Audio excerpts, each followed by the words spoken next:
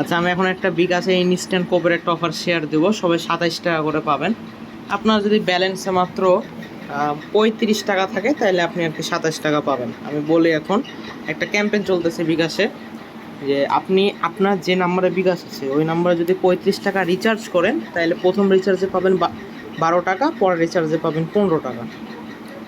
তো এখন অনেকে রিচার্জ নাও দরকার হতে পারে 35 টাকা, তো আপনারা কীভাবে করবেন যে রিচার্জ করবেন, রিচার্জের টাকাটা ব্যাক চলে আসবে, আবার ক্যাশব্যাকটাও পাবেন।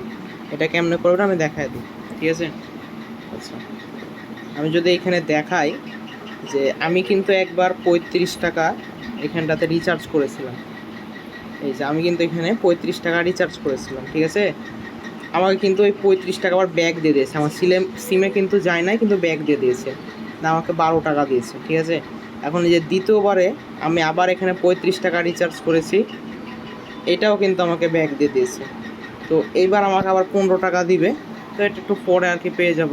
যাই হোক, এখন দেখায় কীভাবে করবেন ওইটা, ঠিক আছে? আপনি রিচার্জে যাবেন, রিচার্জে যাওয়ার পরে আপনার যে নাম্বারে বিকাশটা খোলা আছে, যে নাম্বারে এখন রিচার্জ মানে টাকা আছে আর কি, ওই নাম্বারে ঢুকবেন। যেরকম আমার এই বিকাশ নাম্বারে, এটা দিয়ে এখন আমি রিচার্জ করব আর কি, এই নাম্বার থেকে।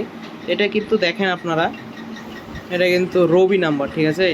কিন্তু আমি যাব বাংলা লিঙ্কে, ঠিক আছে? হ্যাঁ, বাংলা লিঙ্কে গেলাম। বাংলা লিঙ্কে যাওয়ার পরে 35 টাকা এখানে রিচার্জ মেরা দেবো। এই দেখেন এখানে কি বললো, আপনার রিচার্জ ব্যর্থ হয়েছে। আমার কিন্তু এখানে ওরা টাকাটা ব্যাক দিয়ে দিয়েছে। এই যে 35 টাকা কাইটা কিন্তু আবার 35 টাকা ব্যাক দিয়ে দিয়েছে, ঠিক আছে? তো এটা করেন, সবাই পেয়ে যাবেন, সমস্যা নাই। যেই নাম্বারে হোক বাংলা লিঙ্কে রিচার্জ মারবেন। আর যদি আপনার বাংলা লিঙ্কই হয় তাহলে অন্য কোনো একটা সিমে উইথড্র মারবেন আর কি, রিচার্জ মারবেন, গ্রামীণ ফোন বা অন্য কোনো সিমে।